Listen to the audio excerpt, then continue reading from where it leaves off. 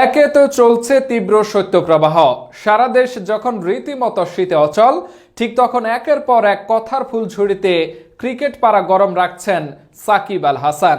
এমনটা শুনে নিশ্চয়ই আপনি অবাক হচ্ছেন। বাংলাদেশের ক্রিকেটের সব থেকে বড় তারকা, বাংলাদেশের প্রাণ, বাংলাদেশের জান সাকিব আল হাসান। টাইগার ক্রিকেটের পোস্টার বয় খ্যাত এই সাকিবের হাত ধরে লাল সবুজের বাংলাদেশ পেয়েছে অসংখ্য জয়। এবার সাকিব আল হাসান যেন নেমেছেন কথার যুদ্ধে। বিপিএল শুরুর আগে বিপিএল আয়োজন নিয়ে কঠোর সমালোচনা করেছিলেন সাকিব। সাকিব সিইও হলে সব নতুন করে সাজাবেন, এমন মন্তব্যের পর বিসিবির কর্মকর্তা শেখ সুহেল সাকিবকে আমন্ত্রণ জানান বিপিএল এর সিইও হওয়ার। একটি টেলিভিশন চ্যানেলের অনুষ্ঠানে সাকিবকে শেখ সোহেলের মন্তব্য নিয়ে প্রশ্ন করা হলে সাকিব বলে, বিপিএল এর সিও কেন, বিসিবির সভাপতি হতে সমস্যা কোথায়?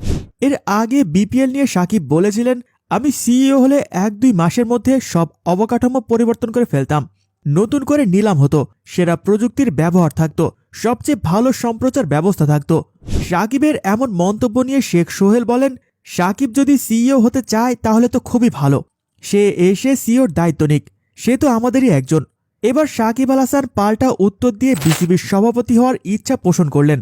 এর আগেও একবার বিসিবির সভাপতি হলে কি করতেন এমন প্রশ্নের সম্মুখীন হয়েছিলেন সাকিব, তখনও বিভিন্ন পরিবর্তন আনার কথা বলেছিলেন তিনি। গত বুধবার গালফ অয়েল বাংলাদেশ লিমিটেড কোম্পানিতে একদিনের জন্য সিইও দায়িত্ব পান সাকিব আল হাসান। সেখানে হঠাৎ করে সাংবাদিকদের সামনে বিপিএল নিয়ে হতাশা প্রকাশ করেন। ওই সময় নাটকীয়ভাবে সাকিব একটি হিন্দি সিনেমার প্রসঙ্গ টানেন, ওই অনিল কাপুর অভিনীত নায়ক সিনেমার কথা বলেন। সাকিব বলেন, নায়ক মুভিতে দেখেছেন একদিনেও অনেক কিছু করা সম্ভব, যে পারে সে সবসময় করতে পারে। বাংলাদেশ প্রিমিয়ার লিগ বিপিএলকে দাবি করা হয় বিশ্বের দ্বিতীয় জনপ্রিয় ফ্রাঞ্চাইজি লিগ, যদিও এইসবের কিছুই গত 8 আসরে দেখা যায়নি। উল্টো সময়ের সঙ্গে জৌলুস হারাচ্ছে বিপিএল, নামকাওয়াস্তে যেন আয়োজন করা হয় বিপিএল এর।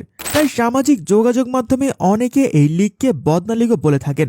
বিপিএল চলাকালে বিভিন্ন অনিয়ম চোখে পড়ায় ক্রিকেট প্রেমীরা বিপিএল নিয়ে রীতিমতো হাস্যরসে মেতে ওঠেন। টুর্নামেন্টে দেখা মেলে না বিদেশি কোনো তারকা ক্রিকেটারের, থাকে না উন্নত প্রযুক্তি, বাড়েনি খেলার মান। এমন পরিস্থিতিতে শুক্রবার শুরু হয় বিপিএল এর 9ম আসর। এবারও আগের আসরগুলোর ব্যর্থতার ধারা অব্যাহত রেখেছে আয়োজক কমিটি ও বোর্ড। সব দিকেই অব্যবস্থাপনা ছাড়া আর কিছুই নজরে আসছে না। না আছে ডিআরএস, না আছে পর্যাপ্ত স্পন্সর, না আছে কোনো ব্যবস্থাপনা, যেন পুরো মগের মুল্লুক।